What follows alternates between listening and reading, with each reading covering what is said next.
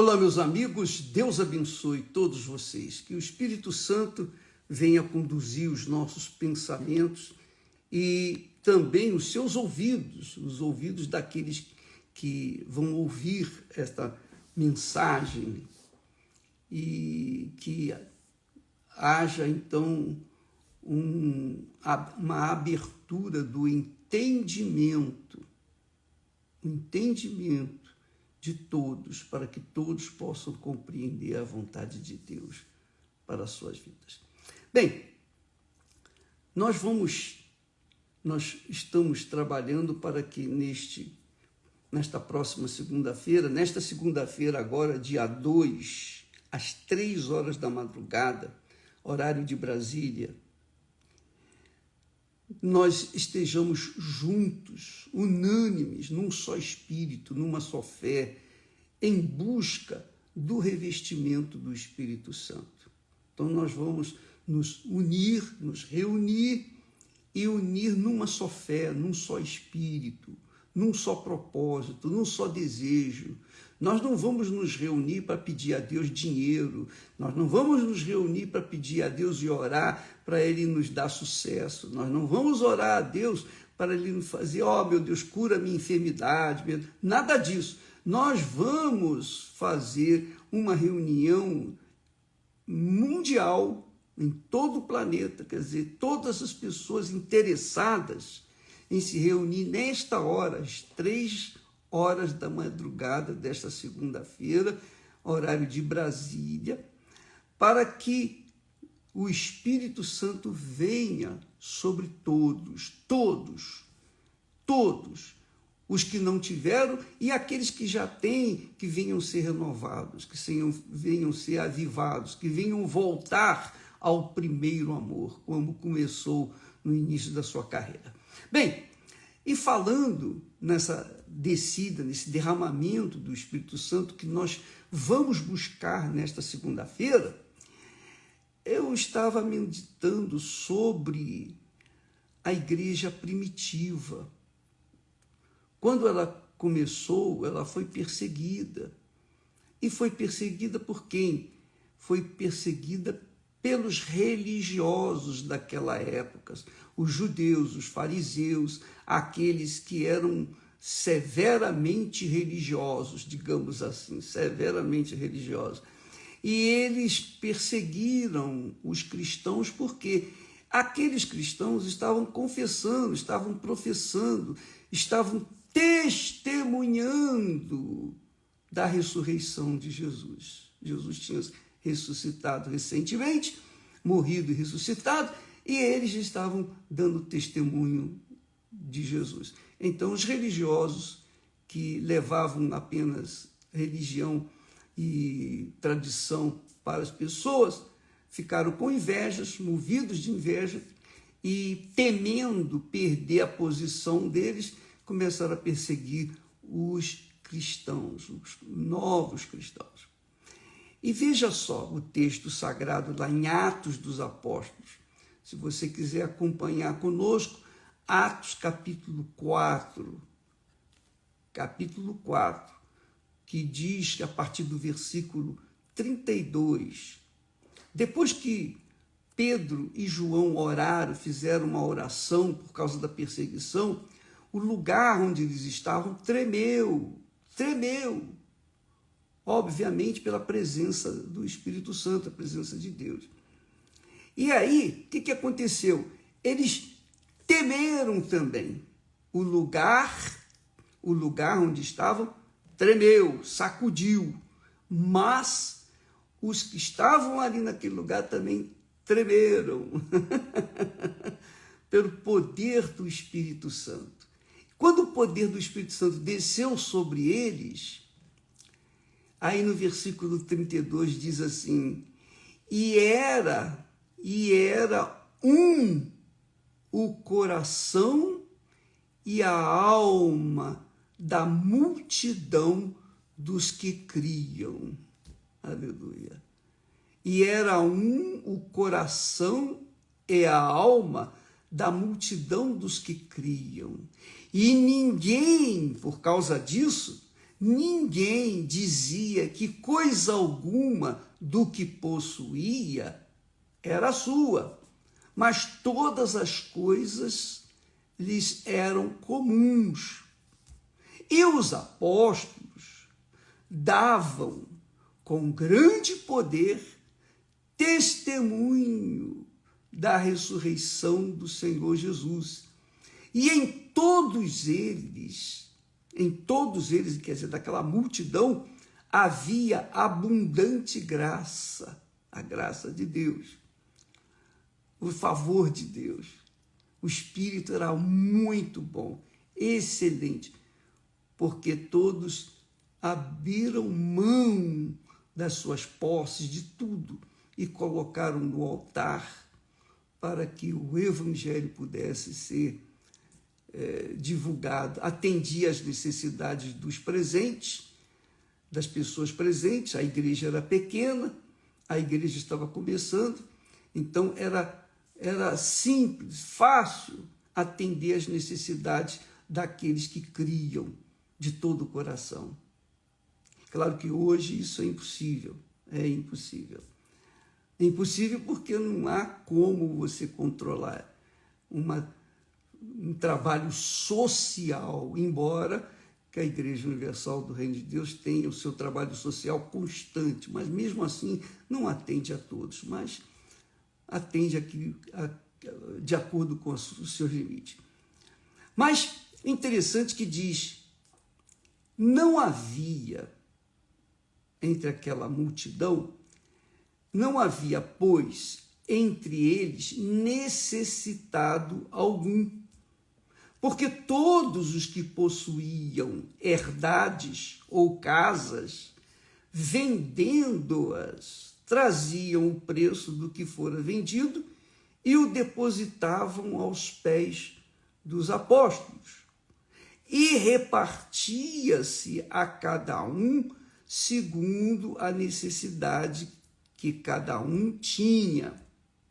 Então, aí nós vamos entrar num detalhe assim, muito especial, muito interessante. Dá licença.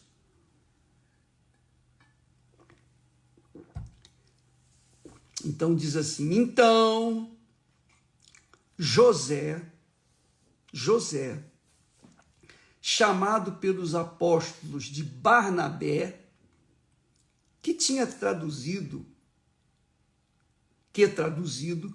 é filho da consolação, levita, natural de Chipre, possuindo uma herdade, vendeu-a e trouxe o preço e o depositou aos pés dos apóstolos. Interessante. Vamos pensar bem. Eu fiquei pensando, eu estava meditando, meu Deus, por que dá tanto foco à situação de José? José poderia ter dito aqui, José, levita, natural de Chipre, possuindo uma herdade, vendeu-a e trouxe o preço e o depositou aos pés dos apóstolos. Mas não, fala, então José, chamado pelos apóstolos de Barnabé, que significava filho da consolação, era levita mesmo, natural de Chipre, possuindo uma herdade, vendeu-a e trouxe o preço e depositou aos pés dos apóstolos. Quer dizer, agora eu entendo por que o nome de José foi colocado aqui com essa ênfase de que ele era chamado pelos apóstolos de Barnabé. Quer dizer, um homem honrado, um homem de Deus, um homem que era separado, diferente, porque ele era levita. Naquela altura, os levitas é que recebiam as ofertas. Ele era natural de Chipre e ele, ao invés de receber as ofertas, naquele momento, quando ele recebeu o Espírito Santo, ele deixou de ser levita e recebeu as ofertas. Ele passou a ser um levita que dava. E ele foi o primeiro dentre aqueles lá que ofereceu, vendeu a sua propriedade e trouxe o valor e colocou aos pés dos apóstolos. Por que nós vemos essa ênfase aqui de José, também chamado Barnabé, pelos apóstolos? Por quê? Porque no capítulo seguinte fala também de uma outra pessoa de fé, outra pessoa também de fé, chamado Ananias e também Safira, com sua mulher, também venderam uma propriedade. Aí eu pergunto, o que tem a ver José, também chamado Barnabé, pelos apóstolos, com Ananias e Safira? O que tem a ver uma coisa? Por que Ananias e Safira, você conhece bem a história, também venderam a propriedade? Por que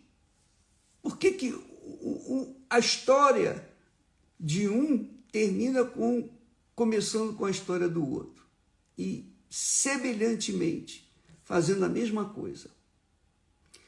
Eu vejo aqui um ensinamento gloriosíssimo, preciosíssimo. Por que Ananias e Safira, que tiveram fé para vender a sociedade, a propriedade, trouxeram o preço, mas parte do preço? Reteve uma parte para si e a outra parte foi levá-la e colocou-la aos pés dos apóstolos. Por que Ananias tomou essa atitude? Foi movido por uma fé? Eu creio que sim, uma fé meia boca. Mas eu creio também que Ananias sentiu, de uma certa forma, inveja de José, o Barnabé. Porque José, considerado um homem justo, um homem de Deus, foi honrado pelos apóstolos, porque os apóstolos o consideravam filho da consolação. Então, com certeza, Ananias e Safira também quiseram ser considerados pelos apóstolos. Então, com essa intenção, eles também venderam a propriedade, só que não fizeram como José. Antes, eles retiveram parte da propriedade. E você já sabe da história, com certeza. Ora, veja só, minha amiga e meu amigo, eu vejo aqui dois tipos de pessoas na igreja. Eu vejo o trigo, representado por José ou Barnabé, e o joio, representado por Ananias e Safira. Por quê? Porque o joio, quando decidiu vender sua propriedade, ele tomou atitude de fé. Só que não foi uma fé por inteira, foi uma fé meia boca. Porque quando tomaram posse, quando viram nas mãos a quantidade de dinheiro, eles combinaram: vamos levar apenas parte do que nós temos e vamos ficar com a outra parte.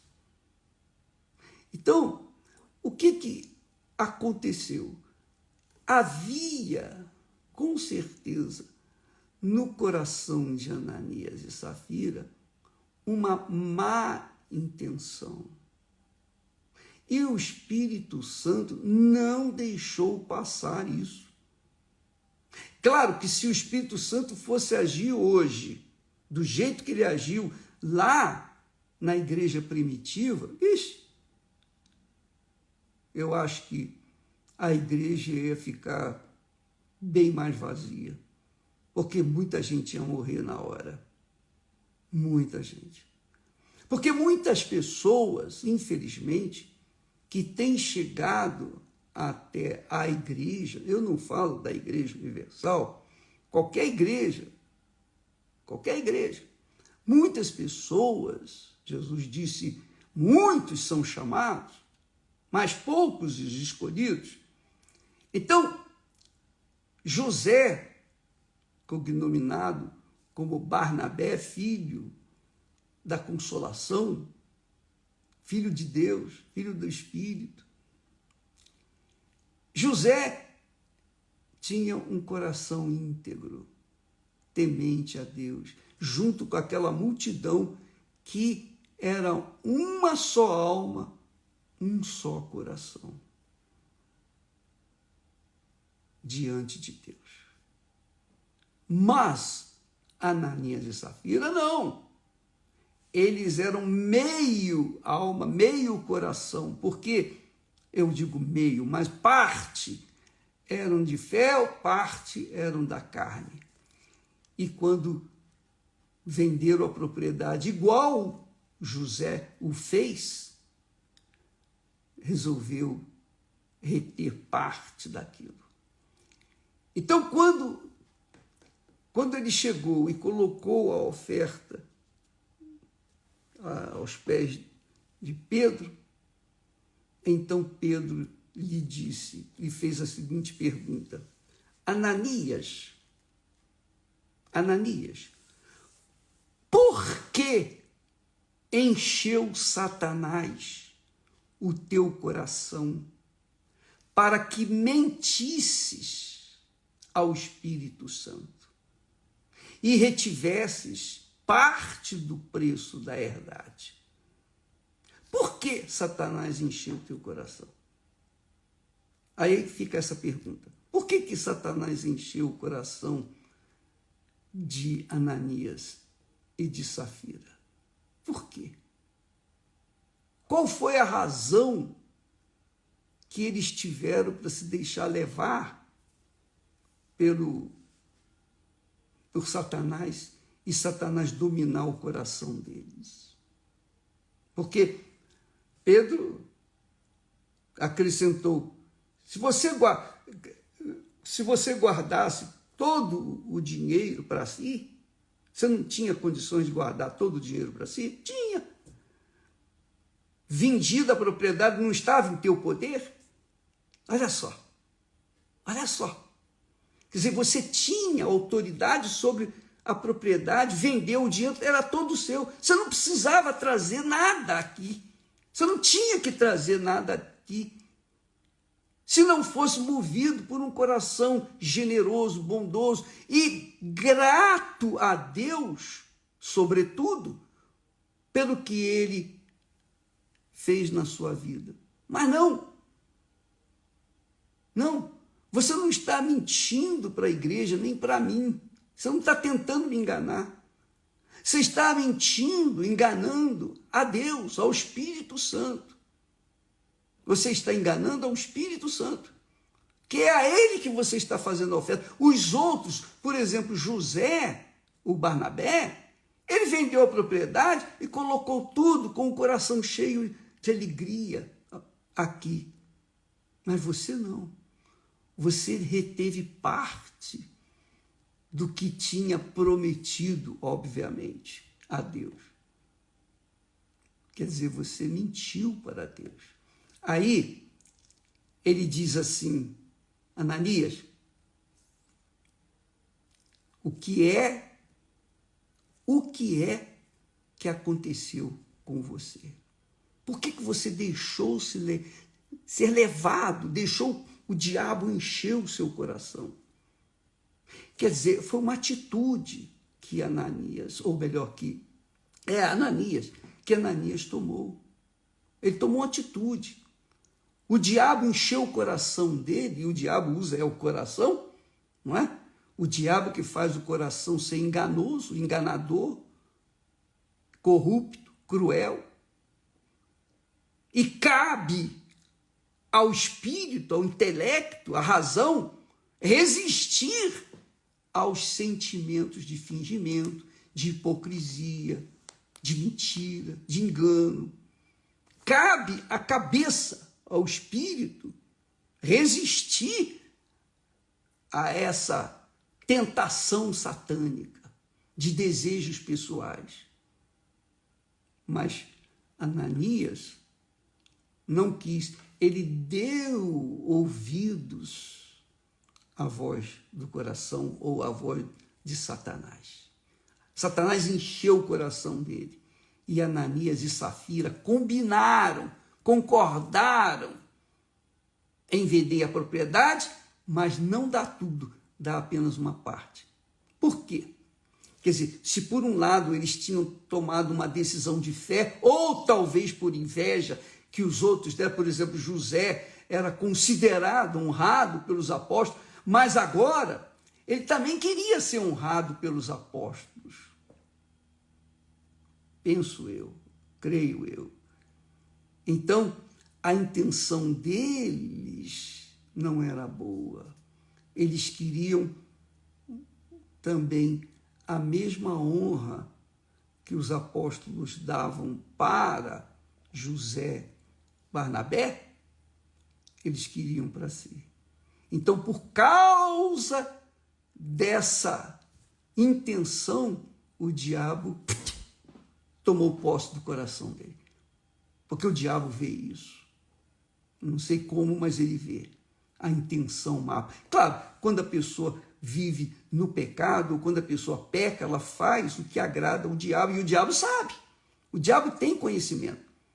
Da mesma forma como a pessoa tem um coração generoso, bondoso, um coração humilde, um coração que agrada a Deus, Deus chama a atenção de Deus. O caso de Davi. Davi era um homem segundo o coração de Deus. Mesmo tendo errado, feio, ele achou lugar de arrependimento. Mas não é o caso de Ananias e Safira. Eles tinham o coração contaminado porque eles com certeza queriam também um pouquinho daquele louvor, daquela honra que José, Barnabé, teve dos apóstolos. Aí, o texto diz aqui assim, que Ananias, ouvindo estas palavras, ele não teve tempo nem de se defender, porque era indefensável, não tinha como defender. Então, Ananias, ouvindo essas palavras, caiu e expirou, quer dizer, passou para a eternidade. Acabou. Como dizem os homens, morreu. Morreu. Perdeu. E aí houve um grande temor sobre todos os que tinham ouvido isto. Houve um grande temor na igreja. E às vezes Deus permite essas coisas acontecerem na igreja, o pastor, o bispo, o homem que era tão de Deus, que era tão forte na fé, de repente cai feio, cai muito feio. Expira também, sai fora da obra, deixa a obra para cuidar da sua própria vida. E às vezes as pessoas ficam perguntando, mas por quê, por quê, por quê? E culpam a igreja. E pior, saem da igreja atirando para tudo quanto é lado, culpando a igreja por isso, por aquilo, as injustiças, etc, etc, etc. E as pessoas não entendem, às vezes, que aquela criatura ela caiu da graça de Deus. Ela caiu da graça de Deus. Ela caiu e expirou, morreu. Morreu para Deus. É isso aí, minha amiga e meu amigo. Ou melhor, não morreu para Deus, se separou de Deus. Saiu, se perdeu, saiu do altar. Saiu do altar, quer dizer, se separou do altar, se separou de Deus. caiu e morreu. Daí a pouco chegou também a sua esposa e Pedro falou a mesma coisa. Pedro disse para ela: dize-me uma coisa, vendeste, portanto, aquela herdade? E ela disse: sim, portanto. Então Pedro lhe disse a mesma coisa: porque é que entre vós, quer dizer, o seu marido e você, vos consertastes, quer dizer, concordaste ou para tentar o Espírito de Deus. Eis aí a porta, os pés dos que sepultaram teu marido e também te levarão a ti. Logo, imediatamente, ela caiu e expirou também. Mesma coisa. E houve um grande temor em toda a igreja e em todos os que ouviram estas coisas. Quer dizer, Deus permite que esses escandalosos aconteçam no nosso meio, para que aqueles que estão na fé venham dobrar a vigilância da sua própria alma, para não se deixar levar pelo que o diabo oferece. Minha amiga e meu amigo, vamos colocar as barbas de molho para que isso jamais venha acontecer conosco. Eu sei, nós temos falado, ensinado, dá licença.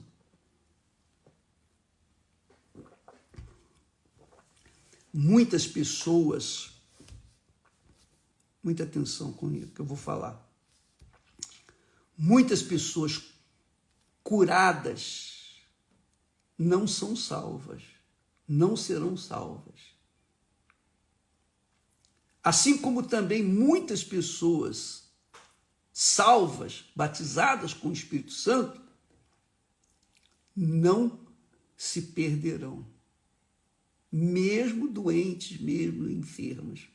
Não foram curadas, não foram, digamos assim, abençoadas física, materialmente falando, mas permaneceram na fé. Nós temos o caso, por exemplo, dos 10 leprosos.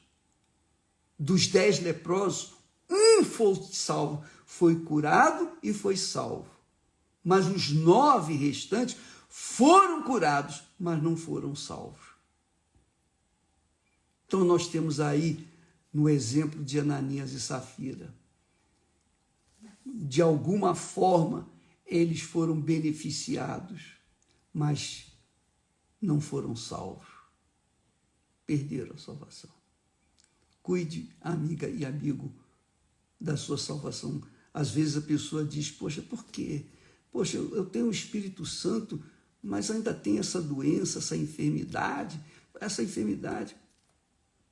Em tudo dei graças, em tudo dai graças. Nós devemos dar graças por tudo, inclusive nesses momentos difíceis. Mas o mais importante é a permanência da nossa comunhão com Deus. Porque uma vez salvo, não salvo para sempre, nós temos que manter essa salvação. Eu costumo dizer, porque eles dizem por aí: uma vez salvo, salvo para sempre. Não, é mentira.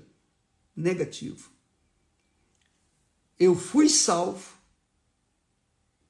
há 60 anos atrás. Estou salvo hoje, agora, neste momento. Mantenha a minha salvação. E serei salvo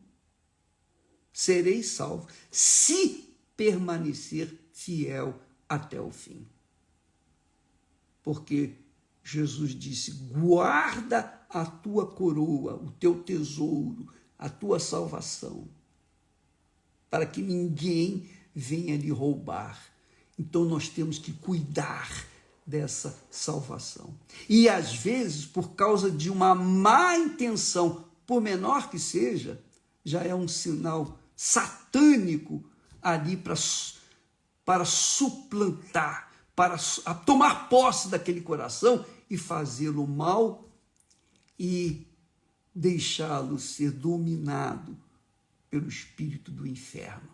E a pessoa tomar uma atitude que venha contrariar o Espírito Santo. Minha amiga, meu amigo, falaremos mais a respeito disso amanhã, porque nós temos aí o exemplo claríssimo do que é trigo puro, que será arrancado e colocado no celeiro de Deus, e também temos o mau exemplo do joio, que será arrancado e jogado no fogo. Deus abençoe vocês todos e estamos nos preparando para dia 2, nesta segunda-feira. Esta segunda-feira, 3h da manhã, horário de Brasília, na grande vigília de pijama. Na grande vigília de pijama. Eu falo vigília de pijama, denominei vigília de pijama, porque você pode participar da vigília de pijama. Não importa, onde quer que você estiver. Se você estiver na sua casa, você pode participar de pijama. Se você estiver no seu trabalho, você pode participar dela de macacão. Enfim, você pode participar dessa vigília do jeito que você estiver vestido. O importante é o seu coração e a sua alma estarem voltados 100% com a boa intenção de receber o Espírito Santo, não porque fulana recebeu, fulano, beltrano tem o Espírito Santo, não porque os outros receberam, não, porque você quer o Espírito de Deus dirigindo, controlando, governando a sua vida, governando a sua vontade, até o seu encontro com Jesus. Deus abençoe e até amanhã, em nome de Jesus. Amém.